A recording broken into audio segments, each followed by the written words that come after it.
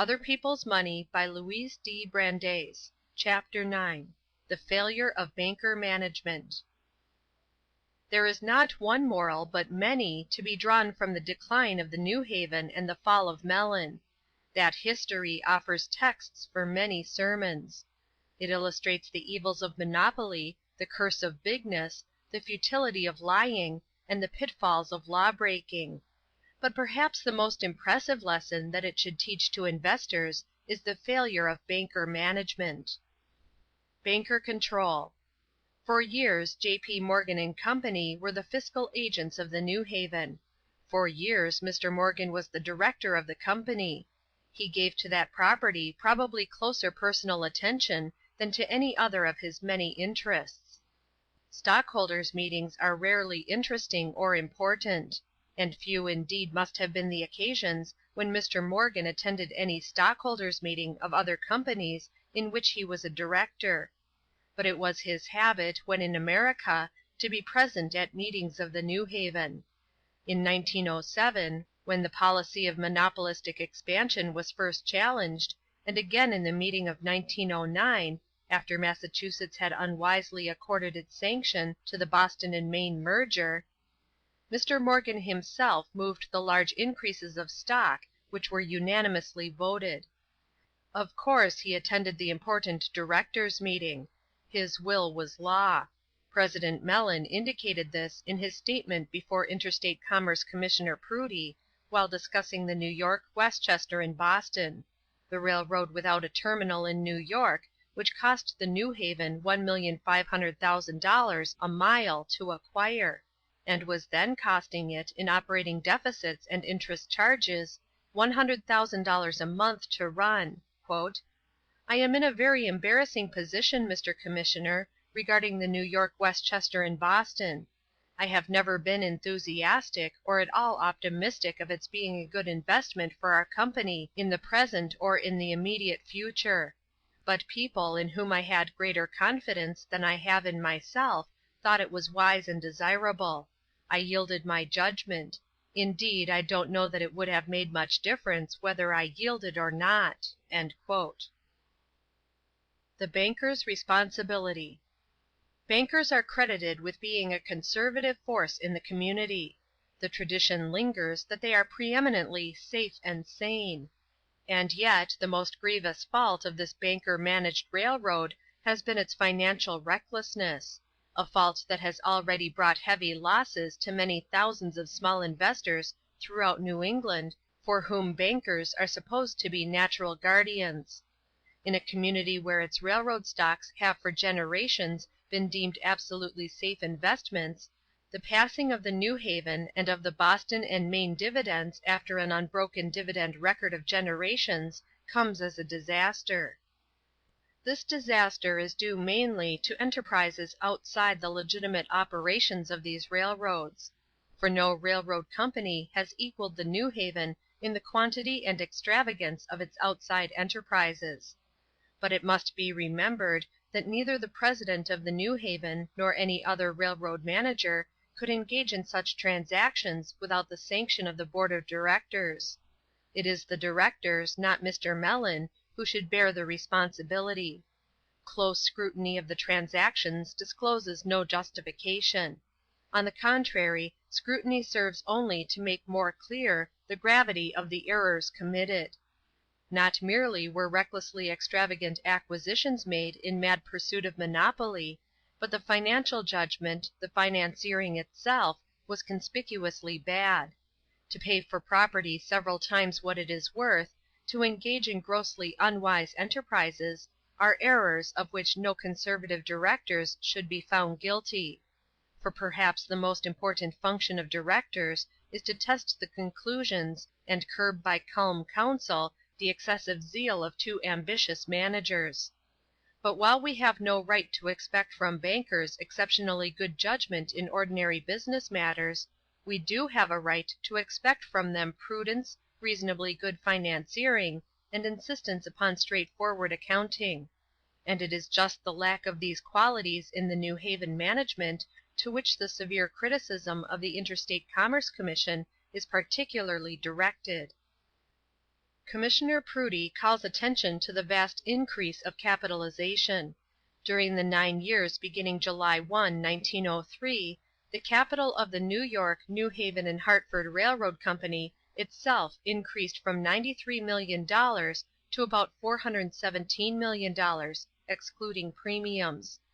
That fact alone would not convict the management of reckless financiering, but the fact that so little of the new capital was represented by stock might well raise a question as to its conservativeness. For the indebtedness, including guarantees, was increased over 20 times, from about $14,000,000 to $300,000,000, while the stock outstanding in the hands of the public was not doubled, $80,000,000 to $158,000,000. Still, in these days of large things, even such growth of corporate liabilities might be consistent with safe and sane management. But what can be said in defense of the financial judgment of the banker management under which these two railroads find themselves confronted in the fateful year 1913 with a most disquieting floating indebtedness? On March 31, the New Haven had outstanding $43,000,000 in short-time notes. The Boston and Maine had then outstanding $24,500,000, which have been increased since to $27,000,000, and additional notes have been issued by several of its subsidiary lines.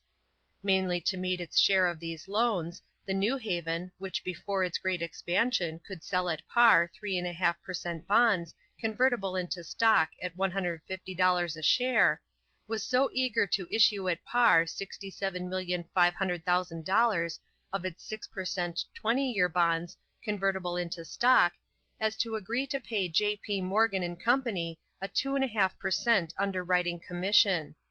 True, money was tight then, but is it not very bad financiering to be so unprepared for the tight money market which had long been expected? Indeed, the New Haven's management particularly ought to have avoided such an error, for it committed a similar one in the tight money market of 1907 to 1908, when it had to sell at par $39,000,000 of its 6% 40-year bonds. These huge short-time borrowings of the system were not due to unexpected emergencies or to their monetary conditions. They were of gradual growth. On June 30, 1910, the two companies owed in short-term notes only $10,180,364. By June 30, 1911, the amount had grown to $30,759,959. By June 30, 1912, to $45,395,000, and in 1913 to over $70,000,000. Of course, the rate of interest on the loans increased also very largely, and these loans were incurred unnecessarily. They represent, in the main, not improvements on the New Haven or on the Boston and Maine railroads, but money borrowed either to pay for stocks in other companies which these companies could not afford to buy, or to pay dividends which had not been earned. In 5 years out of the last 6, the New Haven Railroad has, on its own showing, paid dividends in excess of the year's earnings, and the annual deficits disclosed would have been much larger if proper charges for depreciation of equipment and of steamships had been made. In each of the last 3 years, during which the New Haven had absolute control of the Boston and Maine, the latter paid out in dividends so much in excess of earnings that before April, 1913, the surplus accumulated in earlier years had been converted into a deficit. Surely these facts show, at least, an extraordinary lack of financial prudence. Why banker management failed. Now, how can the failure of the banker management of the New Haven be explained? A few have questioned the ability, a few the integrity of the bankers. Commissioner Prudy attributed the mistakes made to the company's pursuit of a transportation monopoly. The reason, says he, "is as apparent as the fact itself. The present management of that company started out with the purpose of controlling the transportation facilities of New England. In the accomplishment of that purpose, It bought what must be had and paid what must be paid. To this purpose and its attempted execution can be traced every one of these financial misfortunes and derelictions."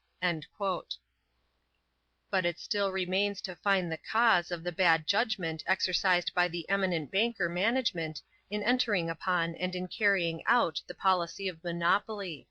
For there were as grave errors in the execution of the policy of monopoly as in its adoption.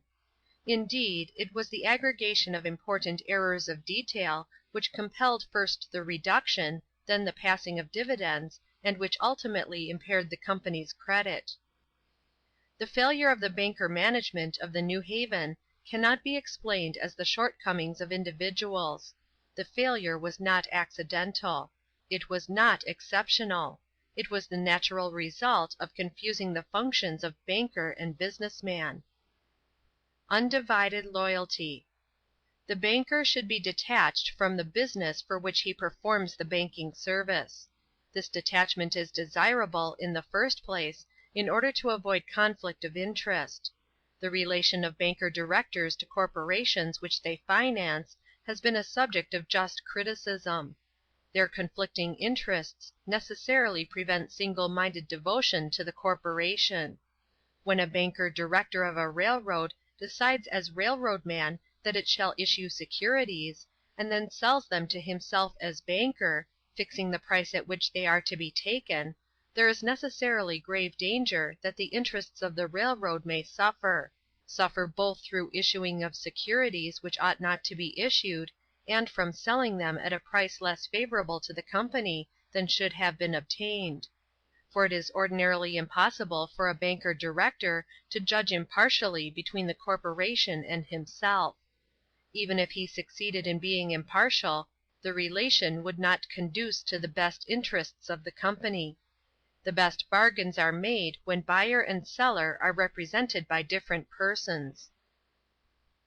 Detachment an essential.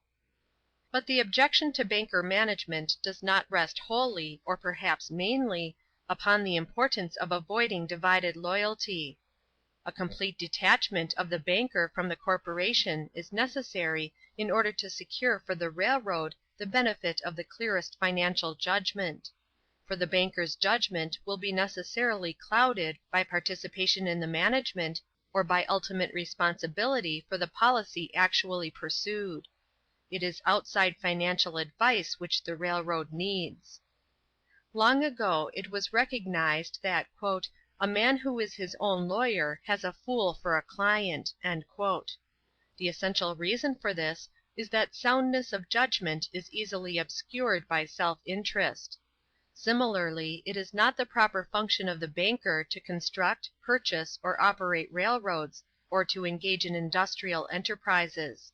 The proper function of the banker is to give to or withhold credit from other concerns, to purchase or to refuse to purchase securities from other concerns, and to sell securities to other customers. The proper exercise of this function demands that the banker should be wholly detached from the concern whose credit or securities are under consideration. His decision to grant or to withhold credit, to purchase or not to purchase securities, involves passing judgment on the efficiency of the management or the soundness of the enterprise, and he ought not to occupy a position where in so doing he is passing judgment on himself. Of course detachment does not imply a lack of knowledge. The banker should act only with full knowledge, just as a lawyer should act only with full knowledge.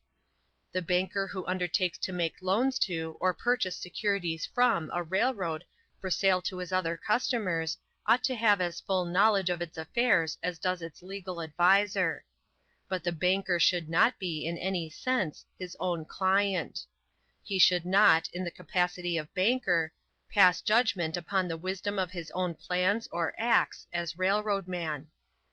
Such a detached attitude on the part of the banker is demanded also in the interest of his other customers, the purchasers of corporate securities. The investment banker stands toward a large part of his customers in a position of trust, which should be fully recognized. The small investors, particularly the women, who are holding an ever-increasing proportion of our corporate securities, commonly buy on the recommendation of their bankers. The small investors do not, and in most cases cannot, ascertain for themselves the facts on which to base a proper judgment as to the soundness of securities offered. And even if these investors were furnished with the facts, they lack the business experience essential to forming a proper judgment.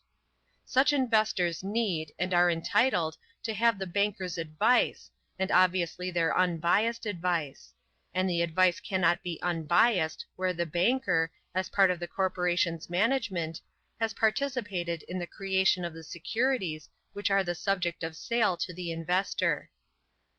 Is it conceivable that the great house of Morgan would have aided in providing the New Haven with the hundreds of millions so unwisely expended, if its judgment had not been clouded by participation in the New Haven's management? Chapter 10.